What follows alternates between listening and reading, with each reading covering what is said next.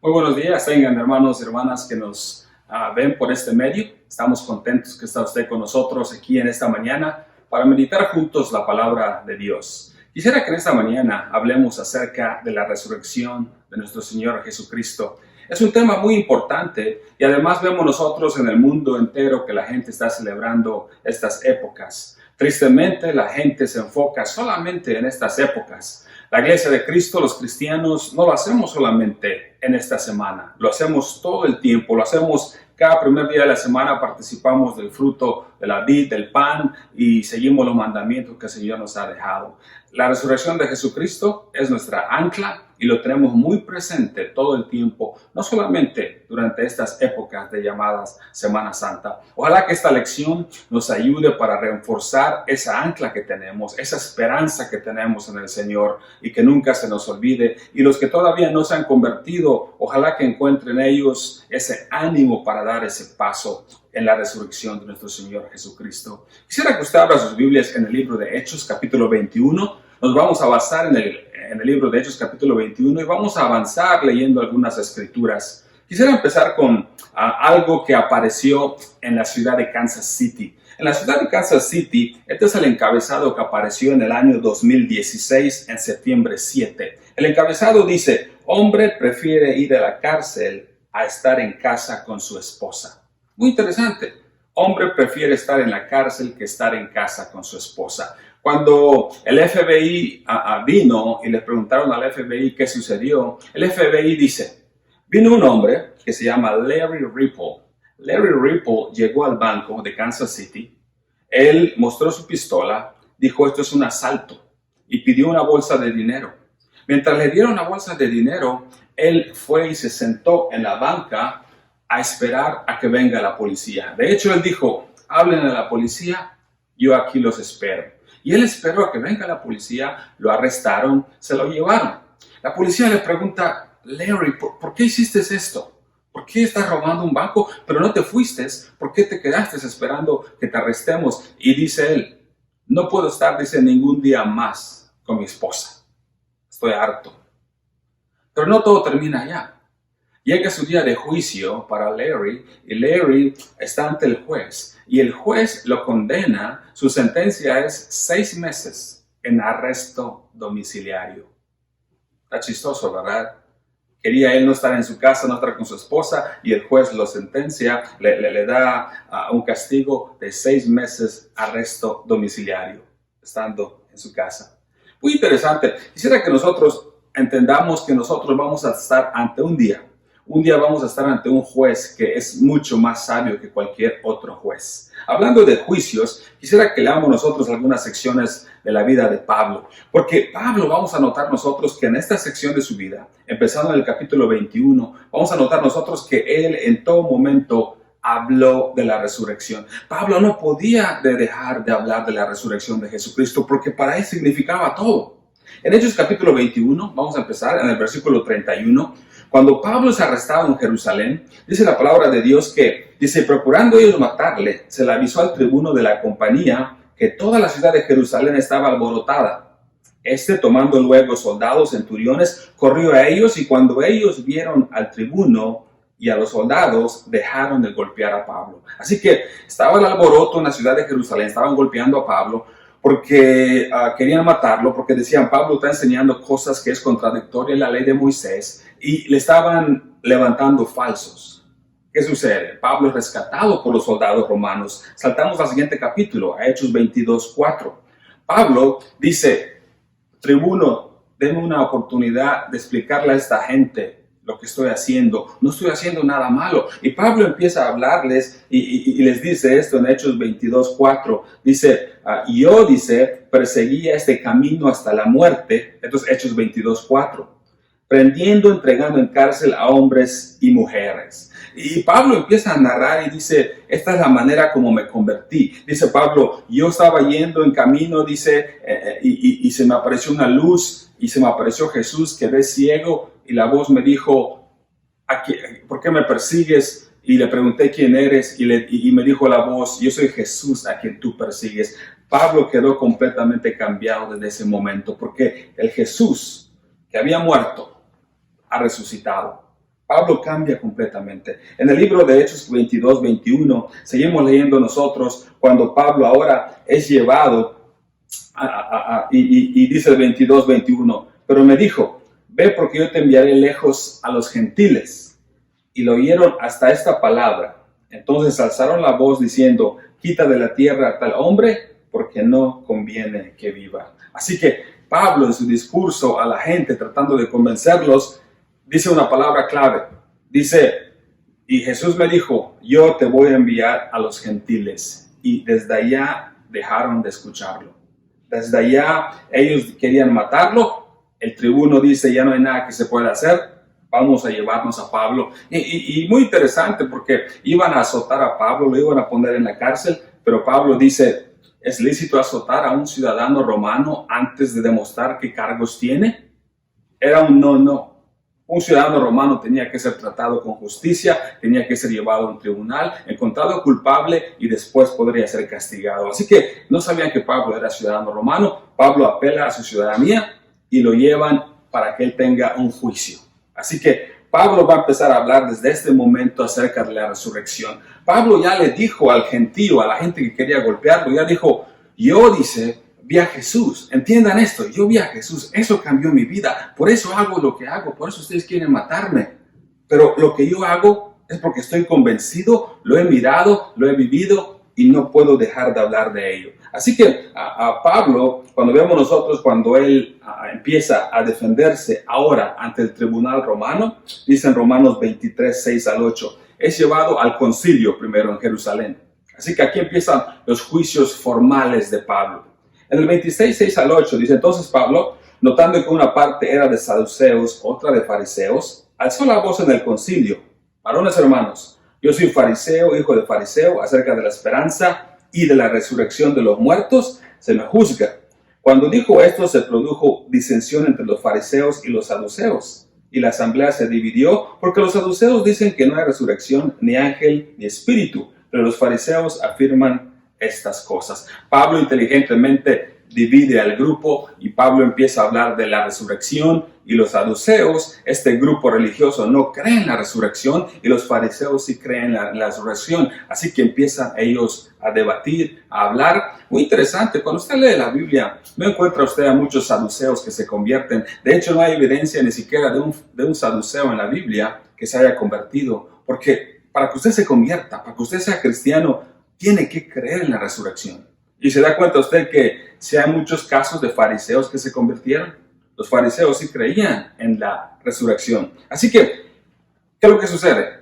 Pablo es sacado del concilio, pero hay un complot. Hay un complot de decenas de hombres que dicen ellos, hey, vamos a hacer como una última petición para que en el camino, cuando estén llevando a Pablo para que tenga otra audiencia, ahí lo vamos a matar. Dice en Hechos 23, 12 al 14. Así que Pablo ya habló del concilio, se dividieron y ahora aquí está el complot. Hechos 23, 12. Dice, venido el día, algunos de los judíos tomaron un complot y se juramentaron bajo maldición diciendo que no comerían ni beberían hasta que hubiesen dado muerte a Pablo. Eran más de 40 los que habían hecho esta conjunción, los cuales fueron a los principales sacerdotes, a los ancianos y dijeron, nosotros nos hemos juramentado bajo maldición a no gustar nada hasta que hayamos dado muerte a Pablo. Haz una pausa ahí. Pregunta, estos que quieren matar a Pablo van con los principales sacerdotes y con los ancianos y tienen este plan. Pregunta, ¿cuál era el trabajo de los principales sacerdotes y ancianos? Era de cuidar la ley de Moisés, de estudiarla, de transmitirla y de llevarla a cabo. ¿Y qué decía la ley de Moisés? Los 10 famosos mandamientos. ¿Qué dice uno de ellos? No matarás. ¿Y qué están haciendo aquí? Vienen estos que están tramando un ataque en contra de Pablo, en contra de su vida, y dicen, queremos matarlo. Y ellos dicen, está bien. Ellos aceptan. Qué triste es de verdad cuando la religión puede corromperse, cuando la religión es corrupta, como en el caso de estos líderes religiosos. Escuche qué dice, seguimos leyendo en el 23, 15, 16. Dice, ahora pues vosotros con el concilio requerid al tribuno que le traigan mañana ante nosotros. Como que queréis indagar alguna cosa más cierta acerca de él, nosotros estaremos listos para matarle antes de que llegue. Mas el hijo de la hermana de Pablo, oyendo hablar de la celada, fue y entró en la fortaleza y dio aviso a Pablo. Muy interesante. Aquí es la única vez que vemos nosotros que se menciona los familiares de Pablo.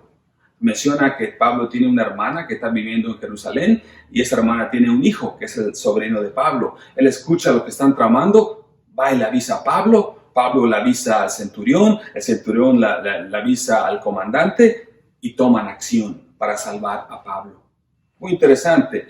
Vea la respuesta de las autoridades romanas en Hechos 23:23. Dice, llamando a 2 centuriones, mandó a que preparasen para la hora tercera de la noche 200 soldados, 70 jinetes, 200 lanceros, para que fuesen hasta Cesarea, y que preparasen cabalgaduras en que poniendo a Pablo le llevasen a salvo a Félix el gobernador. Así que de Jerusalén, ya no es seguro Jerusalén, hay complot en contra de Pablo, agarran ellos 200 soldados, 200 lanceros y 70 jinetes. Estamos hablando, si usted se la suma, 470 soldados para proteger a una persona.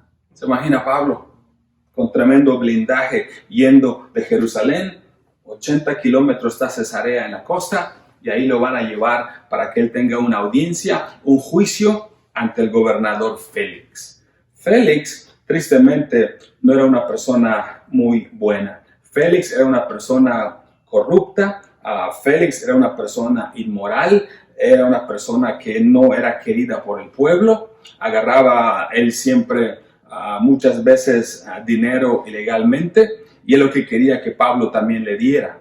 Vamos a verlo en un momento. Así que ahora Pablo cae ante la jurisdicción de Félix y Pablo va a tener que defenderse ante Félix. Pero muy interesante, los acusadores de Pablo los siguen hasta Cesarea. Y no solamente eso, llevan también un abogado acusador. Dice en Hechos 24, 2 al 8. Dice, cuando este fue llamado, Tértulo comenzó a acusarle diciendo, aquí está el abogado acusador. Dice, empieza a ponerse bien ante Félix, el gobernador. Dice, como debido a ti gozamos de gran paz, y muchas cosas son bien gobernadas en el pueblo por tu prudencia, oh excelentísimo Félix. Lo recibimos en todo tiempo y en todo lugar con toda gratitud. Pero por no molestarte más largamente, te ruego que nos oigas brevemente conforme a tu equidad. Porque hemos hallado que este hombre es una plaga y promotor de sediciones. Entre todos los judíos por todo el mundo, cabecilla de la secta de los nazarenos, intentó también profanar el templo, prendiéndole quisimos juzgarle conforme a nuestra ley, pero interviniendo el tribuno Lisias con gran violencia le quitó de nuestras manos, mandando a sus acusadores que viniesen a ti. Tú mismo pues, al juzgarle, podrás informarte de todas estas cosas que le acusamos. Así que están acusando a Pablo de algo muy grave. Quiero que entendamos la cultura de ese tiempo. La cultura de ese tiempo, el gobierno romano, el imperio romano, cualquier país que ellos conquistaban, ellos querían paz, les daban cierta libertad a las personas, a los ciudadanos, pero hasta cierto límite. Ponían ellos personas títeres como Félix para que mantengan la paz. A los ciudadanos, a las autoridades romanas, no le importaba qué religión sigan en cada lugar conquistado. No les importaba. Mientras tú pagues tus impuestos a César, no importa qué religión sigas, pero una cosa que a ellos no les gustaba eran sediciones, revueltas, caos, porque eso perjudicaba al gobierno, hacía que se levanten los pueblos, querían independizarse. Entonces, cualquier momento que había de sedición, ellos completamente lo aplastaban y hacían un ejemplo de las personas que querían levantarse. Por eso dicen ellos, este Pablo dice, ha levantado, es promotor de sediciones, dicen todos los judíos por todo el mundo. Lo están acusando con lo que el gobierno quiere escuchar como alarma para que ellos hagan algo en contra de Pablo. Así que cualquier revolta, cualquier cosa, eso es algo grave para el imperio romano. Y eso es lo que estaban acusando a Pablo. Pablo tiene la ocasión de defenderse. Y otra vez, vea qué va a mencionar Pablo. Quiero que no perdamos el enfoque. Sé que estoy leyendo mucho, pero es el contexto para que entendamos nosotros por qué Pablo hace lo que hace. Pablo se levanta, Pablo empieza a defenderse y dice lo siguiente en Hechos 24, 12 al 15. Dice, no me hallaron disputando con ninguno, ni amotinando a la multitud, ni en el templo, ni en las sinagogas, ni en la ciudad. Ni te pueden probar las cosas de que ahora me acusan. Pero te confieso esto, que según el camino que ellos llaman herejía, así sirvo al Dios de mis padres, creyendo todas las cosas que en la ley y en los profetas están escritas. Escucha esto, teniendo esperanza en Dios, la cual ellos también abrigan de que ha de haber resurrección de los muertos, así de los justos como de los injustos. Escucha qué está diciendo Pablo. Pablo ya lo mencionó una vez, la resurrección. Pablo vuelve a mencionarlo ahorita. Así que Pablo está diciendo, Félix, no estamos hablando de política, no estamos hablando nada en contra de sediciones ni revueltas, nada en contra del gobierno romano. Estamos hablando de teología, estamos hablando de lo que nosotros creemos, estamos hablando de religión. Ellos están molestos por lo que estoy diciendo acerca de Jesús, porque les dije que ustedes lo mataron y ha resucitado entre los muertos, y les expliqué cómo yo lo miré en el camino a Damasco, cómo quedé ciego. Es lo que está diciendo Pablo. Félix no es nada en contra del gobierno romano. Así que Félix se da cuenta de que realmente no hay nada en contra de Pablo. Dice en Hechos 24:20, dice Pablo lo siguiente, os digan estos mismos si hallaron en mí alguna cosa mal hecha cuando comparecí ante el concilio, a no ser que estando entre ellos prorrumpí en alta voz. Pablo dice, en el concilio de donde vine, en Jerusalén, no hallaron nada en contra mía. De hecho, yo grité esto, dice Pablo, acerca de la resurrección de los muertos, soy juzgado hoy por vosotros. Otra vez Pablo menciona la resurrección de los muertos. Y hermanos, vamos a llegar en las aplicaciones en un momento, pero quiero que no perdamos ese enfoque de Pablo. Y ojalá que ese enfoque también lo tengamos nosotros, porque la resurrección de entre los muertos significa todo. Sin la resurrección de los muertos no tenemos nada los cristianos. El gobernador Félix dice, bueno, este caso no me interesa. No es algo grave, no es en contra del gobierno romano. Y como buen político, mantiene a Pablo en la cárcel y le dice a las personas, pueden irse, pero no tengo cargos en contra de Pablo. En Hechos 24:24, nosotros vemos que termina de esta manera el juicio. Dice de esta manera, Hechos 24:24 al 27. Algunos días después, viniendo Félix con Drusila, su mujer, que era judía, llamó a Pablo y le oyó acerca de la fe en Cristo Jesús. Escucha esto. Dice que le oyó acerca de la fe en Cristo Jesús. Pablo, si tú vas a hablar de la fe en Cristo Jesús, ¿a qué te vas a referir? ¿Qué es lo que incluye? Vea que dice el versículo 25. Pero al disertar Pablo acerca de la justicia, esto es lo que incluye la fe en Cristo Jesús: justicia, dominio propio y el juicio venidero. Félix se espantó y le dijo, ahora vete, pero cuando tenga oportunidad te llamaré. Esperaba también con esto que Pablo le diera dinero para que le soltase, por lo cual muchas veces lo hacía venir, hablaba con él, pero a cabo de 2 años recibió Félix por sucesor a Porcio Festo, y queriendo Félix congraciarse con los judíos, dejó preso a Pablo. Así que Pablo ya lo hizo claro, dice él, no es política, simplemente es teología, estoy hablando de la resurrección de Jesucristo y a ellos no les gusta. Así que Pablo está diciendo una y otra vez, Félix, concilio, gente de Jerusalén, la razón por la cual vivo como vivo, la razón por la cual enseño lo que enseño, la razón por la cual voy por todas partes predicando, la razón por la cual hago lo que hago, es por la resurrección de Jesucristo de entre los muertos. Va a haber un juicio, como le dijo a Drusila y a Félix. Va a haber resurrección de entre los muertos, porque Jesús está vivo, porque Jesús resucitó, porque dijo, voy a preparar un lugar, voy a regresar y va a haber un juicio. Así que por eso Pablo no podía dejar de hablar de ello, y tampoco nosotros. Por eso cuando la gente vemos Semana Santa y tienen ellos diferentes festividades, nosotros decimos, lo hacemos cada domingo. Lo vivimos todos los días, cómo nos comportamos, cómo seguimos los mandamientos del Señor. La pregunta principal es esta: ¿es la resurrección de Jesús real? ¿El cristianismo se levanta o se cae basado cómo respondamos nosotros a esta pregunta. Porque no importa que lo que nosotros practiquemos es bueno, es moral, ayuda a las gentes a cambiar sus vidas, no importa nada de eso si la resurrección de entre los muertos no fue real. Así que nosotros no somos nada sin la resurrección de entre los muertos. Una de las cosas que vamos a ver en 1 Corintios 15, 14, Pablo lo dijo claramente. Pablo dice en 1 Corintios 15, 14, y si Cristo no resucitó, vana es entonces nuestra predicación, vana es también vuestra fe. De nada sirve. Todo lo que hagamos sería simplemente como un club social cuando nos reunimos los domingos, si la resurrección entre los muertos no sucedió. Por eso Pablo dice, la adoración de ustedes, su predicación es vano si la resurrección no es real. Pero Pablo dice, pero es real. Yo fui testigo ocular cuando vi a Jesús levantado de entre los muertos, cuando Él se me apareció. Así que cuando nosotros vemos muchas veces a las personas, muchas veces las personas preguntan cosas que en cierta manera tienen importancia sus preguntas, pero la pregunta más importante que nosotros debemos de llegar a esas personas es en cuanto a la resurrección de Jesús y que va a haber un juicio final. Muchas veces la gente dice, ¿existieron los dinosaurios? ¿Sucedió el diluvio realmente? ¿Fue el diluvio universal o fue local? Y los 6 días cuando se creó el mundo, ¿realmente fueron 6 días? ¿Cómo es que Dios lo hizo? Y la gente tiene muchas preguntas y son buenas.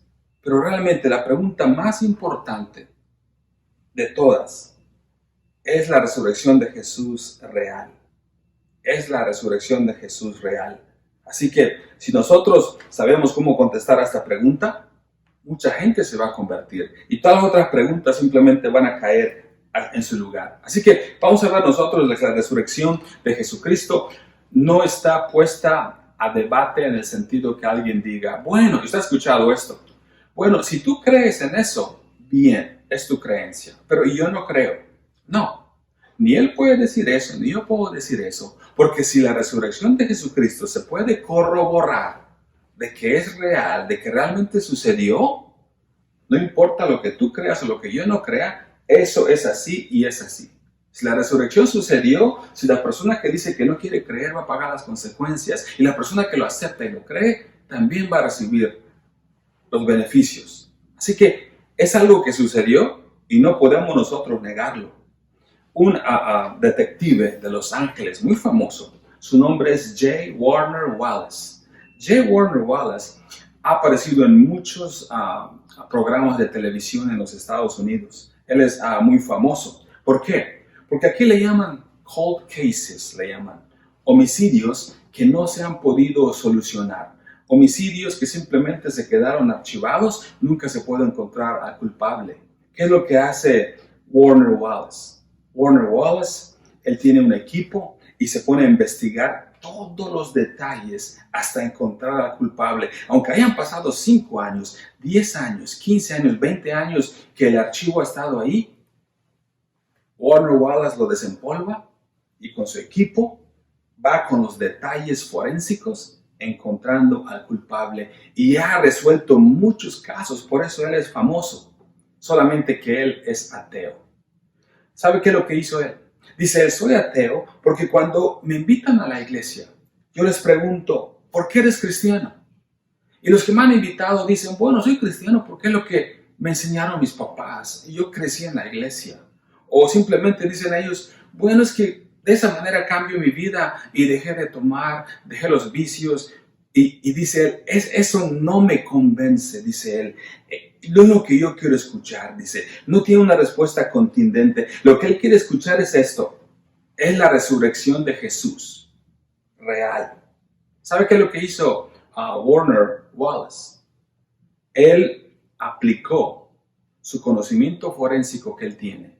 Cómo resuelve los casos fríos, los casos imposibles que no se pueden resolver en California.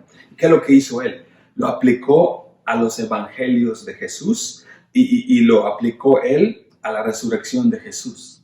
Así que puso él en tela de juicio, puso a prueba todo lo que los evangelios dicen de la vida de Jesús y también su resurrección. ¿Y sabe cuál fue su conclusión? Dice Warner Wallace, puedo tomar, dice, esta evidencia que yo he recabado de los evangelios y la resurrección de Jesús, presentársela ante cualquier corte de justicia y yo voy a ganar, dice, porque puedo corroborarlo por mí mismo.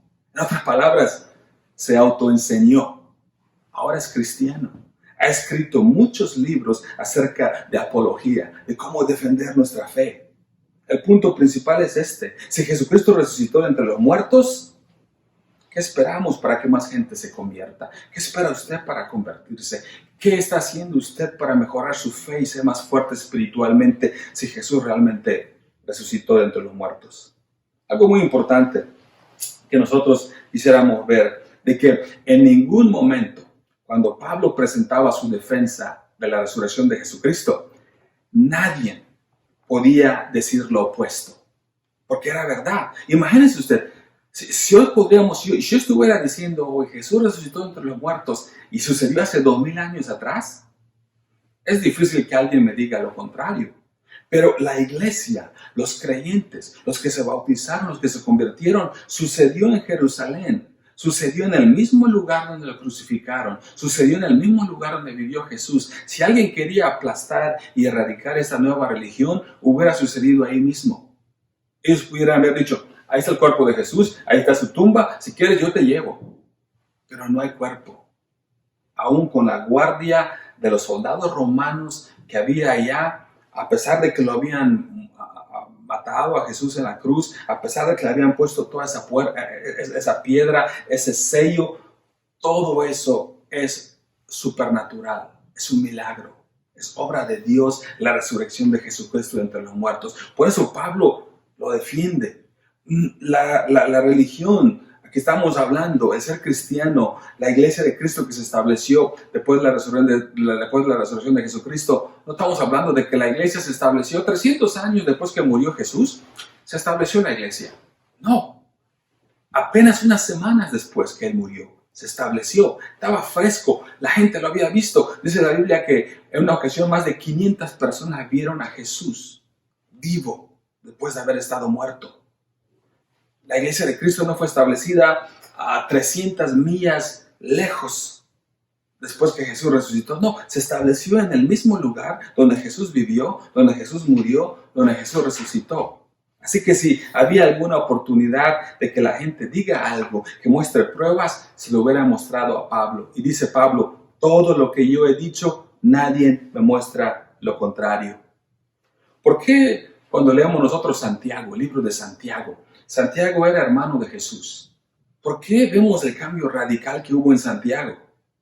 Santiago, si usted se da cuenta, en una ocasión dicen los evangelios que su mamá y sus hermanos andaban buscando a Jesús porque no querían que haga ridículo y mandan un mensajero y le dicen a Jesús, tus hermanos y tu mamá te buscan. Jesús dice, estos son mi familia, esta es mi mamá y mis hermanos, los que hacen la voluntad del Señor, porque todavía no creían ellos. Jesús no había resucitado de los muertos, pero vemos el cambio del hermano de Jesús, Santiago. ¡Wow! ¡Qué cambio! ¿Qué pudo haber hecho ese cambio cuando lo vio resucitado de entre los muertos? Pablo, el fanático, el que perseguía a la iglesia, el que mataba a cristianos, el que autorizó la muerte de Esteban, el que tenía un estatus grande porque dice que es fariseo de fariseos, tenía cartas de poder que le habían dado para perseguir a cristianos en otras ciudades. Ese Pablo lo dejó todo y dice, lo dejó todo por causa de Jesús, porque lo vio resucitado de entre los muertos. Y otros cristianos, porque cuando leemos, vemos que daban su vida, eran perseguidos y no les importaba hasta morir por la causa, porque fueron testigos de la derrota de la muerte. ¿Se imagina usted? La muerte finalmente fue derrotada por Jesucristo. Oh, ¿dónde está tu aguijón, muerte? Es lo que ellos miraron. Allá estuvo el cambio. Por eso Pablo no dejaba de hablar de la resurrección. Por eso es nuestra ancla. Esto es lo que dijo Pedro en 1 de Pedro 1:3. Dice, bendito el Dios y Padre de nuestro Señor Jesucristo, que según sus grandes misericordias nos hizo renacer para una esperanza viva por la resurrección de Jesucristo de entre los muertos. Tenemos una esperanza viva. No importa lo que venga. No importa qué enfermedades tengamos, no importa que venga el coronavirus y nos afecte o no nos afecte, nos cuidamos. Dios nos ha dado una mente para que nos cuidemos y sigamos las direcciones para que no nos enfermemos. Pero si algo llegara a suceder, no solamente el coronavirus, pero si hay cáncer en el futuro, pero si hay un accidente en la carretera, no importa lo que suceda, tenemos un ancla, una esperanza viva. Hay resurrección entre los muertos. Y nos ha dicho el Señor que nos va a resucitar para estar con Él un día. Esa es nuestra ancla. Hasta el temor se va. Quisiera que veamos 3 puntos para concluir en esta mañana. ¿Qué es lo que significa para nosotros realmente la resurrección? La resurrección de Jesucristo significa, número 1, que Dios está en su santo trono. Dios está en su santo trono y Dios trabaja todavía, está en control de todo. Si nosotros nos damos cuenta cómo el Señor ha operado de muchas maneras, Dios libera a los que estaban presos de una manera supernatural, milagrosa. ¿Se acuerda usted en Hechos 5:19? Pedro y Juan estaban en la cárcel. Y dice ahí en Hechos 5:19, mas un ángel del Señor abriendo de noche las puertas de la cárcel, sacándolos, dijo, id, y puestos en pie en el templo, anunciar al pueblo todas las palabras de esta vida. En Hechos 12:7, Pedro está en la cárcel. Y aquí que se presentó un ángel del Señor, una luz resplandeció en la cárcel, y tocando a Pedro en el costado le despertó diciendo, levántate pronto. Y las cadenas se le cayeron de las manos. Pablo y Silas, ¿se acuerda famosamente cuando escuchamos que Pablo y Silas cantaban? Ahí está un corito sobre eso. Dice en Hechos 16:26. Entonces sobrevino de repente un gran terremoto, de tal manera que los cimientos de la cárcel se sacudieron y al instante se abrieron todas las puertas y las cadenas de todos se soltaron. Milagrosamente el Señor, cuando Él quiere, en su propia voluntad, opera. Y en el caso de Pablo que nosotros leímos, cuando había un complot para matarlo, allá en Hechos 23, su sobrino simplemente escucha los rumores por allá de que van a matar a Pablo. Viene y se lo dice a Pablo. El Señor opera de una manera supernatural y opera muchas veces de una manera providencial.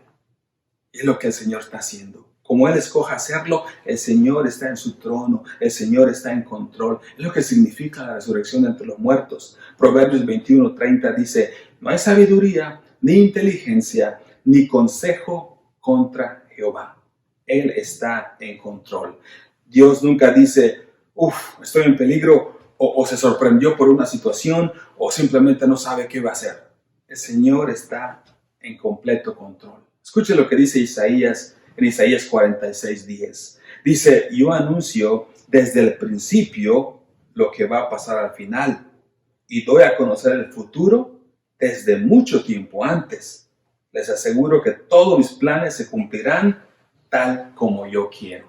Esta es la traducción en lengua actual. Dice el Señor, yo hago lo que yo quiero. Así que el Señor está en su santo trono. Así que no tenemos que preocuparnos nosotros. Cuando nosotros sabemos que está en su trono, desde ahí le da órdenes a la muerte. Resucita a Lázaro.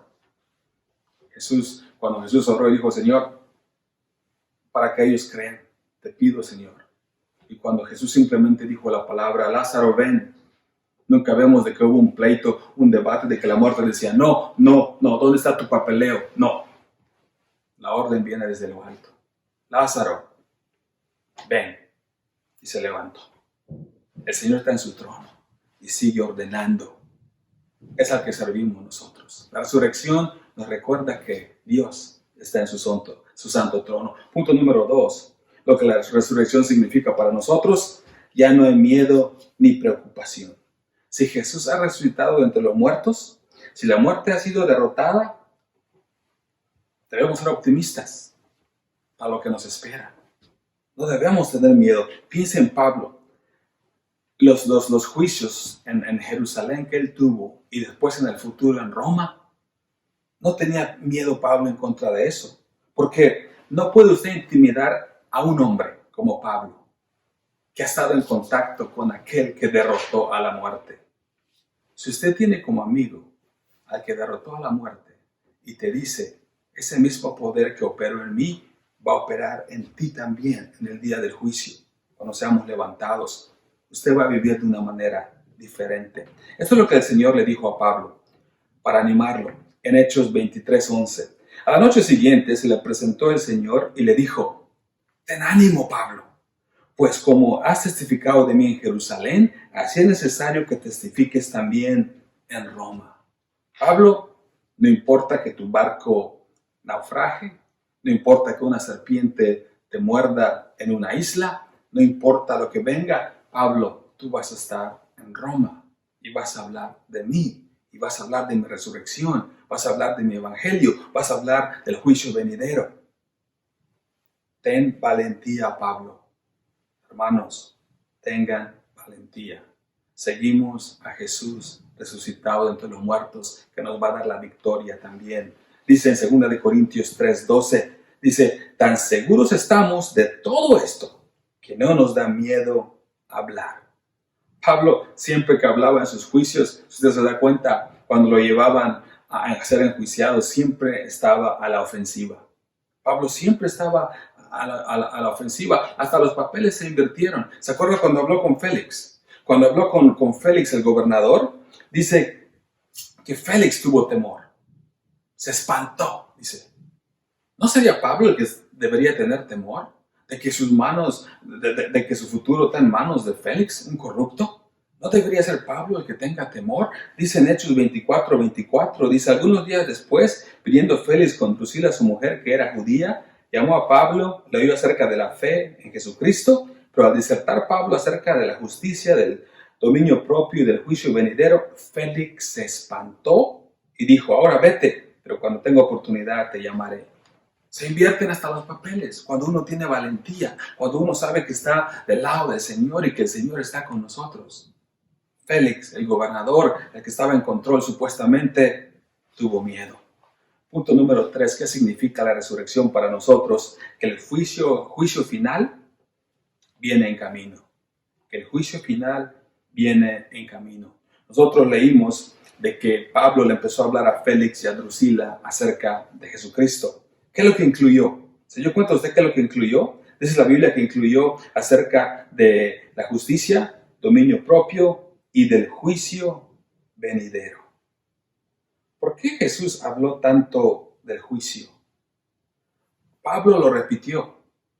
Pablo habló del juicio, Pablo habló de la resurrección, Jesucristo habló de lo mismo y nosotros hablamos de lo mismo. Si usted agarraría a su Biblia y vería usted en Mateo, Marcos, Lucas, Juan, y cada vez que Jesús habla de juicio, si usted le pondría un puntito, le voy a decir una cosa: su Biblia estaría llena de puntitos en Mateo, Marcos, Lucas y Juan, en los evangelios, porque Jesús habló mucho, habló bastante acerca del juicio venidero, y Pablo hacía lo mismo, y nosotros también hacemos lo mismo. De hecho, el juicio venidero para nosotros es aliento, para nosotros nos da ánimo, porque sabemos que hay un Señor que nos va a pagar de acuerdo según como nosotros hayamos hecho. De hecho, Jesús dijo en una de esas muchas ocasiones en Juan 5:28-29, esto es lo que dijo él: no os maravilléis de esto, porque vendrá hora cuando los que están en los sepulcros oirán su voz. Los que hicieron lo bueno saldrán a la resurrección de vida, mas los que hicieron lo malo a la resurrección de condenación. Así que Jesús dice: no se sorprendan. Cada individuo, cada persona que ha vivido en este planeta van a ser juzgados. Todos vamos a comparecer ante el juicio del Señor. Así que cuando nosotros leemos esto, nos llena de esperanza. Porque Él dijo: voy a preparar lugar y voy a volver con mis ángeles para traer juicio. Y cuando Él venga es cuando estamos nosotros listos para recibir lo que tanto hemos añorado, lo que tanto nosotros hemos esperado. Así que agarre usted confianza y ánimo en esa esperanza viva que nosotros tenemos. Si usted realmente ya se convirtió, si usted realmente ya se bautizó, déjeme decir una cosa: viva usted realmente creyendo eso. Nuestra preocupación no debe estar allá. Nuestro ánimo debe estar en lo que viene, en el futuro. Es erróneo pensar, muchas veces hasta chistes hacen en cuanto a esto. Hay gente que dice: no, cuando llegue el juicio final, yo le voy a explicar al Señor que fue una persona buena. De hecho, le voy a decir de que pequé mucho menos que fulano o que fulana. No, No en eso va a estar basado el juicio y dónde vamos a ir. No, la Biblia nos repite una y otra vez y nos dice que por los méritos alcanzados, el que no pecó se hizo pecador por nosotros. Él llevó nuestras cargas, Él llevó nuestros pecados. Cuando usted lo reconoce como su Salvador y se arrepiente y se bautiza, ese mérito de Jesús, su muerte en la cruz, lo que Él llevó, es como que se le da crédito a usted como si usted lo hubiera hecho. Y usted es limpio de pecados. Así que si esta mañana alguno no lo ha hecho todavía, le animo a que usted tome esperanza en la resurrección de Jesús, sabiendo de que viene el juicio, sabiendo de que hay alguien que le amó tanto que pagó por usted. Lo repite de esta manera Pablo. Escuche estas palabras. Dice en Romanos 8:23. Y no solo dice, sino que también a nosotros mismos, que tenemos las primicias del Espíritu. Nosotros también gemimos de nosotros mismos, escuche esto, esperando la adopción, la redención de nuestros cuerpos. Es lo que estamos esperando, dice Pablo. Por eso Pablo dice, para mí el vivir es Cristo, dice, y el morir es ganancia, porque sabe lo que nos espera. Pablo vio a Jesús resucitado. Los testigos oculares como Pedro, personas lo vieron y su fe era tan grande y esos testigos oculares nos dejaron plasmado aquí lo que ellos vivieron. Lo leemos nosotros y agarramos ánimo. Y la misma palabra de Dios nos dice, hey, tengan ánimo, tengan ustedes esa esperanza viva. Así que nosotros no celebramos la resurrección del Señor Jesucristo una vez al año. Lo hacemos todo el tiempo, cada primer día de la semana. Si usted todavía no está participando de este gran privilegio, cuando participamos de la cena estamos anunciando y diciendo, aquí está nuestro sacrificio, simbolizado en el pan y el fruto de la uva. Él hizo el sacrificio por nosotros. Le invitamos a que usted tome esa decisión. Gracias, hermanos, por su atención. Gracias por estar con nosotros en esta mañana y que Dios les bendiga y sigamos tomando ánimo en esa esperanza viva que nosotros tenemos en Cristo Jesús.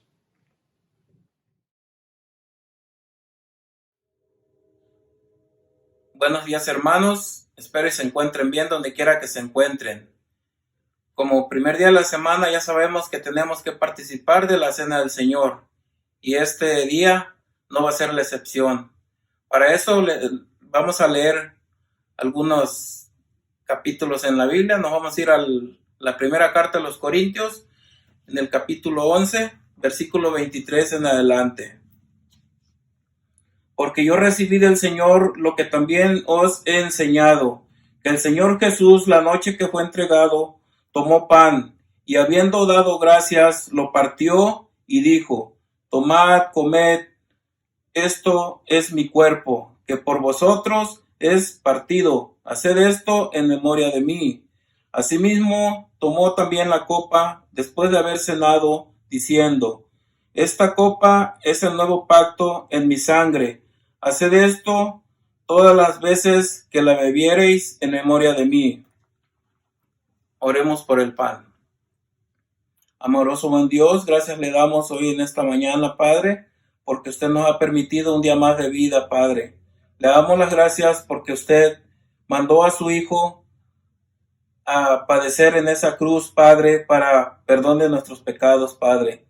Gracias le damos, Padre, por todas las bendiciones que nos da, porque usted siempre está al pendiente de nosotros, Padre. Sabemos que no lo merecemos, Padre, pero sin embargo usted siempre está con nosotros. Todo esto se lo pedimos en el bendito nombre de su Hijo Jesús. Amén.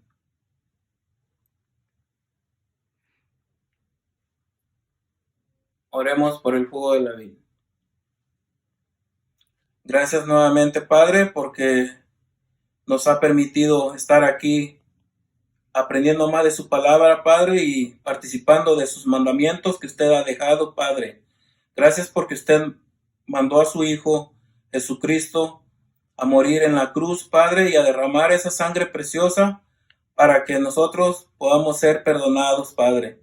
Gracias le damos, Padre, y le pedimos por todas las personas que se encuentran sufriendo, le pedimos por las personas que no lo conocen, Padre, que usted esté con ellos, Padre.